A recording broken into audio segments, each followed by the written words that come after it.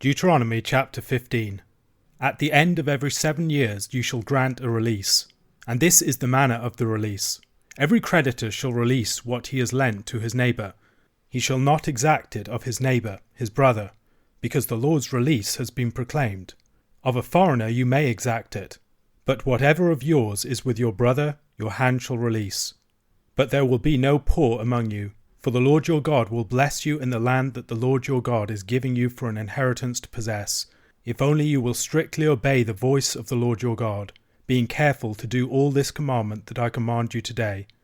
For the Lord your God will bless you, as he promised you, and you shall lend to many nations, but you shall not borrow, and you shall rule over many nations, but they shall not rule over you. If among you one of your brothers should become poor in any of your towns within your land that the Lord your God is giving you, you shall not harden your heart, or shut your hand against your poor brother, but you shall open your hand to him and lend him sufficient for his need, whatever it may be. Take care lest there be an unworthy thought in your heart, and you say, "The 7th year, the year of release, is near," and your eye look grudgingly on your poor brother, and you give him nothing, and he cry to the Lord against you, and you be guilty of sin. You shall give to him freely, and your heart shall not be grudging when you give to him, because for this the Lord your God will bless you in all your work and in all that you undertake. For there will never cease to be poor in the land. Therefore I command you, you shall open wide your hand to your brother, to the needy, and to the poor in your land. If your brother, a Hebrew man or a Hebrew woman, is sold to you, he shall serve you 6 years, and in the 7th year you shall let him go free from you. And when you let him go free from you, you shall not let him go empty-handed. You shall furnish him liberally out of your flock, out of your threshing floor, and out of your winepress. As the Lord your God has blessed you, you shall give to him. You shall remember that you were a slave in the land of Egypt, and the Lord your God redeemed you. Therefore I command you this today. But if he says to you, "I will not go out from you," because he loves you and your household, since he is well off with you, then you shall take an awl, and put it through his ear into the door, and he shall be your slave forever. And to your female slave you shall do the same. It shall not seem hard to you when you let him go free from you, for at half the cost of a hired worker he has served you 6 years. So the Lord your God will bless you in all that you do. All the firstborn males that are born of your herd and flock you shall dedicate to the Lord your God. You shall do no work with the firstborn of your herd, nor shear the firstborn of your flock. You shall eat it, you and your household, before the Lord your God, year by year, at the place that the Lord will choose. But if it has any blemish, if it is lame or blind, or has any serious blemish whatever, you shall not sacrifice it to the Lord your God. You shall eat it within your towns. The unclean and the clean alike may eat it, as though it were a gazelle or a deer. Only you shall not eat its blood. You shall pour it out on the ground like water. Going through the book of Deuteronomy, we have observed the pattern of the 10 Commandments being fleshed out in verses 6 to 26. What we see is in each part the core principle of the commandment refracted in many different situations, revealing secondary principles, and these serve to illumine the deeper reality. In the relationship between the exposition and the condensed principle, we develop an understanding of the unity, the coherence, and the integrity of the law as a body of material. In chapter 15, we continue looking at the 4th commandment, the law concerning the Sabbath day. At the end of chapter 14, it was themes of rejoicing and charity that came to the surface, and now it's themes of liberation and the concern for the poor. In such material, we gain a better understanding of what the purpose of the Sabbath law actually is. Without such passages, we probably wouldn't think enough about the Sabbath law as deeply concerned with liberation and provision for the poor. Likewise, in considering the connection between the tithe laws and Sabbath, the facets of the Sabbath connected with joy are emphasized. In Exodus, the Sabbath is the great sign of the covenant. Exodus chapter 31 verses 12 to 18 reads, "And the Lord said to Moses, You are to speak to the people of Israel and say, Above all you shall keep my Sabbaths, for this is a sign between me and you throughout your generations, that you may know that I, the Lord, sanctify you. You shall keep the Sabbath, because it is holy for you. Everyone who profanes it shall be put to death. Whoever does any work on it, that soul shall be cut off from among his people. 6 days shall work be done, but the 7th day is a Sabbath of solemn rest, holy to the Lord. Whoever does any work on the Sabbath day shall be put to death. Therefore the people of Israel shall keep the Sabbath, observing the Sabbath throughout their generations, as a covenant forever. It is a sign forever between me and the people of Israel, that in 6 days the Lord made heaven and earth, and on the 7th day he rested and was refreshed. And he gave to Moses, when he had finished speaking with him on Mount Sinai, the 2 tablets of the testimony, tablets of stone, written with the finger of God. Now in Deuteronomy chapter 5, the law of the Sabbath day is connected not with the original creation and God resting on the 7th day, but with the event of the Exodus. And here we see that being fleshed out further. The Sabbath is refracted into a much larger set of Sabbath-related times. It isn't just the 7th day. It's connected with 7 weeks at Pentecost. It's connected with the 7th month at the Feast of Trumpets, with the 7th year as the Sabbath year, and 7 weeks of years in the year of the Jubilee. The Lord is the Lord of Israel's time, and he has delivered them from slavery, and now that principle of liberation and release is to be written all over their calendar. This institutes the fact of the Exodus into Israel's life. The historical event becomes an enduring reality of life. It also becomes a principle to be extended further. Israel must enjoy its liberation, but it also must extend that liberation to others. Jonathan Sacks helpfully discusses the way that this chapter reveals an approach to justice. Justice is not merely restricted to retributive justice, but also includes distributive justice. Distributive justice has often been misused and misapplied, but it remains exceedingly important. Distributive justice ensures that no one is stripped of a stake in society, and that society abandons its stake in no one. The Sabbath year and the year of Jubilee are concerned to ensure that no one gets stripped of their inheritance, of their stake in the land. Mere retributive justice could allow for people to get dispossessed, impoverished and marginalized. Huge divides could arise between rich and poor. The Lord repeatedly declares his concern for such persons and institutes principles, practices and provisions to ensure that they are not abandoned.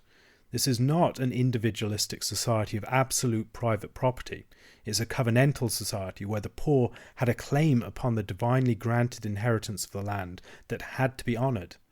This, it should be stressed, is not just about charity. If you failed to leave grain for gleaning in your fields, for instance, you were robbing the poor. They had a right to grain from your fields. This was seen as a matter of justice.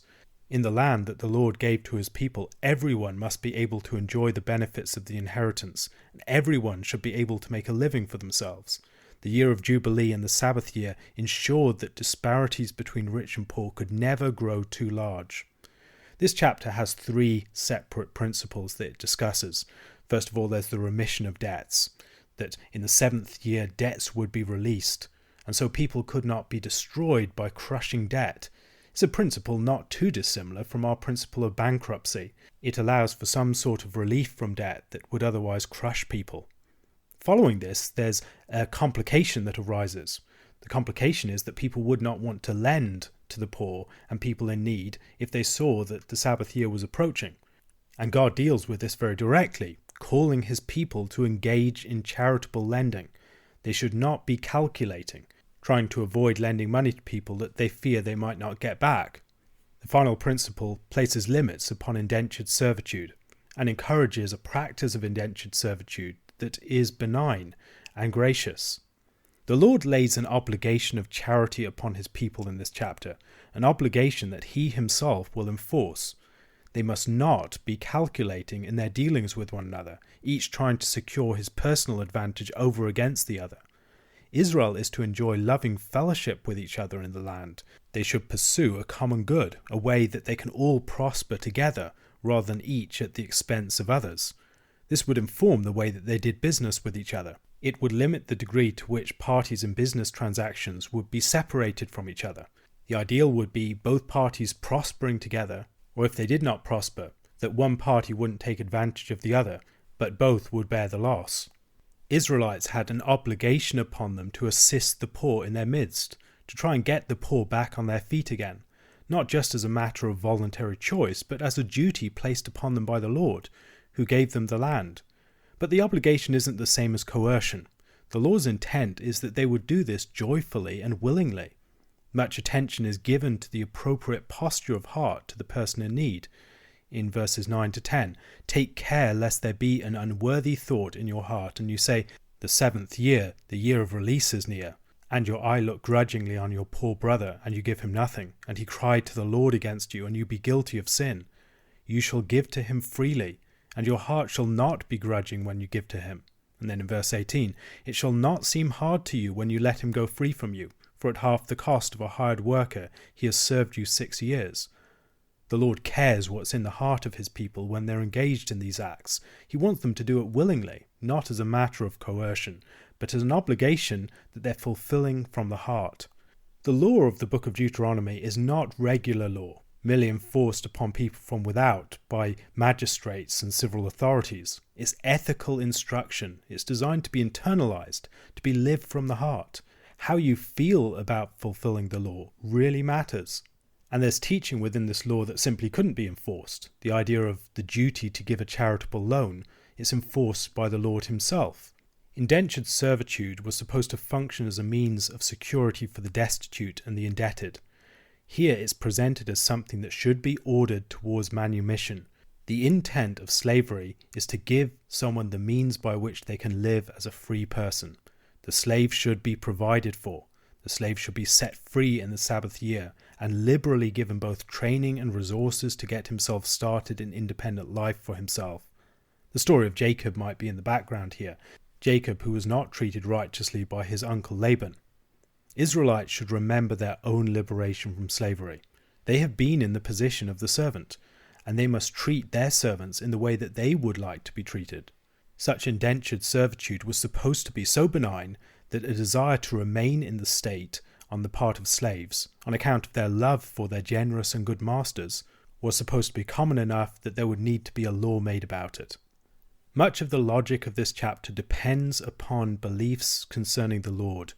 The Lord is the guarantor of all debts, and so you should be generous. You should give freely, knowing that the Lord will repay. The one who gives to the poor lends to the Lord. If you minister to those in need, the Lord will bless you in your labours. That's the message of this chapter. The Lord has entrusted his people with great gifts in order that they might share in his giving. He has blessed them so that they might bless others. And all of this is fleshing out some of the meaning of the Sabbath commandment. The meaning of the Sabbath commandment is not just that you must take rest. It's that you are now put in the position as one who has been liberated from slavery to give liberation to others, to give release and rest to the people who work for you, to the people in your own household. The chapter concludes with instructions to dedicate the firstborn males of the herds and the flocks to the Lord. Israel is God's firstborn son, and the Exodus is the birth event. In the dedication of the firstborn males, their minds were always being brought back to their liberation event, their deliverance from slavery, that they should be, in turn, a people who liberate others. There are, however, changes that have occurred in the law here, changes from the law that's given in Exodus. No longer are animals to be sacrificed just on the 8th day, but they will be brought on one of the pilgrim festivals to the central sanctuary. Now that there aren't many different altars, and they will live at a distance from the central sanctuary, the firstborn males will be offered on specific occasions, rather than just on the 8th day after their birth. A question to consider. What are some of the principles that we could learn from this chapter that would teach us how better to relate to our own property? Luke chapter 8 verses 22 to 56. One day he got into a boat with his disciples, and he said to them, "Let us go across to the other side of the lake." So they set out, and as they sailed he fell asleep. And a windstorm came down on the lake, and they were filling with water and were in danger. And they went and woke him, saying, "Master, Master, we are perishing." And he awoke and rebuked the wind and the raging waves, and they ceased, and there was a calm. He said to them, "Where is your faith?" And they were afraid, and they marveled, saying to one another, "Who then is this, that he commands even winds and water, and they obey him?" Then they sailed to the country of the Gerasenes, which is opposite Galilee. When Jesus had stepped out on land, there met him a man from the city who had demons. For a long time he had worn no clothes, and he had not lived in a house but among the tombs. When he saw Jesus, he cried out and fell down before him and said with a loud voice, "What have you to do with me, Jesus, Son of the Most High God? I beg you, do not torment me." For he had commanded the unclean spirit to come out of the man. For many a time it had seized him. He was kept under guard and bound with chains and shackles, but he would break the bonds and be driven by the demon into the desert. Jesus then asked him, "What is your name?" And he said, "Legion," for many demons had entered him, and they begged him not to command them to depart into the abyss. Now a large herd of pigs was feeding there on the hillside, and they begged him to let them enter these. So he gave them permission. Then the demons came out of the man and entered the pigs, and the herd rushed down the steep bank into the lake and drowned. When the herdsmen saw what had happened, they fled and told it in the city and in the country. Then people went out to see what had happened, and they came to Jesus and found the man from whom the demons had gone, sitting at the feet of Jesus, clothed and in his right mind. And they were afraid. And those who had seen it told them how the demon-possessed man had been healed. Then all the people of the surrounding country of the Gerasenes asked him to depart from them, for they were seized with great fear. So he got into the boat and returned. The man from whom the demons had gone begged that he might be with him. But Jesus sent him away, saying, "Return to your home, and declare how much God has done for you." And he went away, proclaiming throughout the whole city how much Jesus had done for him. Now when Jesus returned, the crowd welcomed him, for they were all waiting for him. And there came a man named Jairus, who was a ruler of the synagogue, and falling at Jesus' feet, he implored him to come to his house, for he had an only daughter, about 12 years of age, and she was dying. As Jesus went, the people pressed around him, and there was a woman who had a discharge of blood for 12 years, and though she had spent all her living on physicians, she could not be healed by anyone. She came up behind him and touched the fringe of his garment, and immediately her discharge of blood ceased. And Jesus said, "Who was it that touched me?" When all denied it, Peter said, "Master, the crowds surround you and are pressing in on you." But Jesus said, "Someone touched me, for I perceive that power has gone out from me." And when the woman saw that she was not hidden, she came trembling, and falling down before him declared in the presence of all the people why she had touched him, and how she had been immediately healed. And he said to her, "Daughter, your faith has made you well. Go in peace." While he was still speaking, someone from the ruler's house came and said, "Your daughter is dead. Do not trouble the teacher any more." But Jesus, on hearing this, answered him, "Do not fear, only believe, and she will be well."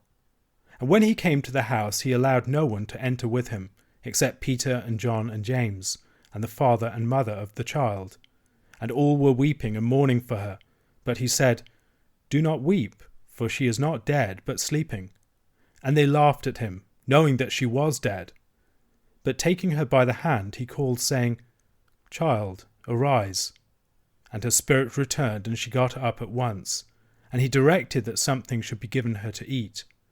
And her parents were amazed, and he charged them to tell no one what had happened. In Luke chapter 8, Jesus gets into a boat with his disciples and goes out to sea. This is a story that might, to some degree, remind us of the story of Jonah. Jesus is asleep in the boat, like Jonah was asleep in the boat. He's going to a realm associated with Gentiles. A great storm arises. Frightened sailors wake the sleeping character.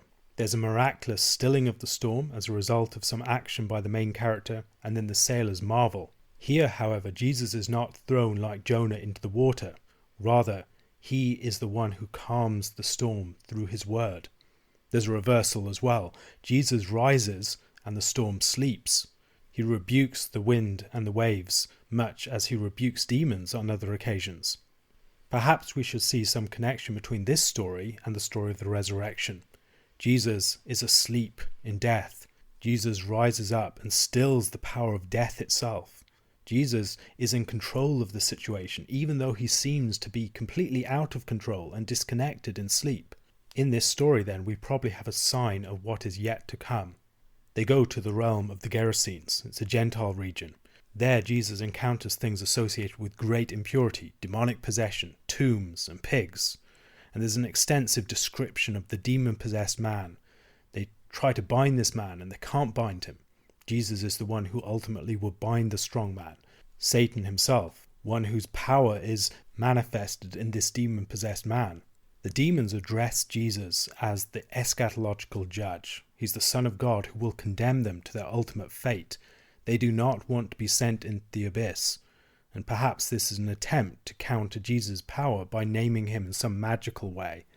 Jesus then counters by asking the demon what its name is. It declares itself to be Legion, referring to a number, a huge demonic force. Legion also reminds us of the Roman military forces that would be associated with their legions. Another interesting detail that might help us to read this passage better is to recognize that the wild boar was the symbol of the Roman legion in Palestine. The demons beg him to send them into the pigs, and entering the pigs, the demons don't seem to be able to prevent the pigs from rushing down, careering towards destruction in the waters. The herd is drowned in the waters, the legion is drowned in the waters, like Pharaoh's army was drowned at the Red Sea. Jesus is the Son of God who binds the strong man here. When news of this great exorcism reaches the people of the region, they beg Jesus to depart from them. The begging of the demons and the begging of the Gerasenes seem to be connected with each other. There is most likely something else going on here, and it seems to be the reversal of the scapegoat motif. When you usually have a scapegoat, it's one or two people that are cast out from a city in order to establish peace by projecting conflict onto a single or a small group of enemies. Here, however, it is the multitude of the demons that go into the sea, and the one man who is saved. Jesus, however, is then called to go away. He is the one who has unsettled the social order. And the association of the begging multitude of the demons with the begging multitude of the people of the Gerasenes suggests maybe something more of what's going on here. As long as all the demons were entering this demoniac, the Gerasenes were dealing with their demons. But as soon as the demoniac is freed, they lose the lightning rod for their demons. Similar patterns can be seen in many societies. It is not uncommon to see in a family that there is one member onto which all the dysfunctions of the family are projected. And if that member is ever released from their dysfunctions, the whole family is thrown into chaos. When they no longer have a particular member onto which to project their demons, they each have to deal with their demons themselves, and that is a crisis. Perhaps something similar is happening with the Gerasenes. They also seem to be afraid of Christ. Christ has bound the strong man, but they do not want this power near at hand. They felt that they could manage the power of the demons, but they cannot manage the power of Christ. Many people would prefer to manage evil powers than be subject to a good power. However, the demoniac is filled with thankfulness, and he wants to go and join Jesus on his mission. Jesus, however, sends him back to his people to tell them how much God has done for him, and he goes around telling them how much Jesus has done for him. The shift there should not go unnoticed. After returning from the land of the Gerasenes, Jesus performs two entangled acts of healing. Both of the people being healed are women, and both of them are connected with the number 12. The woman with the discharge of blood had suffered from it for 12 years, and the daughter of Jairus was 12 years of age. Jairus was one of the rulers of the synagogue. He would have led services and other things like that. That Jairus was the ruler of the synagogue illumines the fact that opposition to Jesus among the religious leaders of Israel was far from total and complete. Jesus is requested to lay his hand on Jairus' daughter and to heal her, and he goes with Jairus. But on the way, he's thronged by the crowd, and the woman with the discharge of blood comes up and touches his garment. What she has is presumably a chronic hemorrhaging of blood, rather than just abnormally severe menstruation. She has spent all of her living upon physicians, and we should bear in mind that Luke is the one who's writing this, a physician himself. The effect of this would have been to render her permanently unclean. It's probably one of the reasons why she approaches Jesus in the way that she did. If she had been more open in her approach, she would probably not have been able to approach him at all. Many doctors had tried to help her, and they had just increased her suffering and consumed her resources. And Jesus' healing then contrasts with the failure of all of the experts. She had heard about Jesus, and we should consider the fact that she was probably confined to the margins of society by her condition. She was in many respects someone from an utterly different station in life from Jairus. She believes that if she were just to touch Jesus' garments, she would be healed. There's similar beliefs in Acts chapter 5 verse 15 and 19 verse 12. Such a touch would be defiling, even if it would not be as defiling as touching someone's flesh. A defiled person would have to wash themselves and also wash their clothes. But here, the transmission goes in the other direction. Rather than impurity being transmitted, cleansing is transmitted. There's a life that overcomes impurity. And the woman with the issue of blood is healed by the man with the issue of life. To his disciples' amazement, Jesus inquires who touched him. Jesus recognizes what has happened, and in calling for the person who touched him to make herself known, the stage is set for an act of recognition, blessing, and inclusion that completes the healing. She has been excluded on account of her condition, and in publicly bringing her to light, Jesus is including her once again. You can see a similar thing in the story of the woman who washes his feet. Her exclusion is challenged by Jesus' statement concerning her, that she is forgiven. The intent then is not only that she should be healed of her physical condition, but that she should be included once more. When the woman reveals herself, she comes in fear and trembling and falls down before him. This is a response not unlike that which we see when God appears to people in Scripture. She tells him everything, and Jesus blesses her and addresses her as daughter, telling her that her faith has made her well. Faith here is not intellectual belief so much as confident and daring trust. The prominence of faith in this story, as in that of Jairus that continues after it, should also be related to the language of salvation that occurs in both. The salvation seems to refer to physical healing, and the language of faith could be interpreted narrowly too, but Jesus routinely connects physical and spiritual senses of these things. Faith is a practical confidence to look to Jesus for deliverance, not just in spiritual matters, and our tidy divisions between physical and spiritual can prevent us from understanding this point. As in the story of Jairus' daughter that follows this, early Christian readers probably placed themselves in the position of the woman with the discharge of blood, recognizing her experience as a model of Christian experience more generally. And we should do this too. Her being addressed as daughter at the end might also remind the reader of the new family that Jesus is forming around himself. But all of this creates a delay, and by the time that Jesus reaches the house of Jairus, Jairus' daughter is dead. The feared crisis has hit, and there might seem to be nothing more to be done. Jesus, however, calls Jairus to keep his confidence in his sufficiency for the situation. There are many similarities to be observed between this story and the story of Lazarus in John chapter 11. Encountering the mourners, telling them that the dead person is sleeping, delaying until the person is dead. Jesus performs this miracle with only Peter, James, and John of his disciples present. They are privileged witnesses to his power over death itself. And saying that the daughter was sleeping would make people think of the resurrection, when those sleeping in the graves would be awakened. But this was a long-distant hope for the end of all things. It wasn't really something that could address the immediacy of the grief that they felt right now. But Jesus can refer to death this way, as sleeping, because in him the resurrection and the life had entered into Jairus' house. He is the one who can awake people from death itself. Jesus takes the girl by the hand and addresses her, telling her to arise. The reference to arising naturally and appropriately, I think, makes us think of resurrection. Perhaps giving her something to eat is also in part to make us think of the later proofs of Jesus' own resurrection given in taking food. It's not merely for the girl's recovery of strength. Jesus once again strictly instructs those present to keep the raising of the girl a secret, although the fact that he takes Peter, James, and John with him makes clear that he wanted the event to be witnessed and later spoken of openly. However, to tell it yet, before Jesus' own resurrection had disclosed his true power over death, would be premature. A question to consider. How might we fill out further the connection between the woman with the issue of blood and Jairus' daughter and Israel as a nation?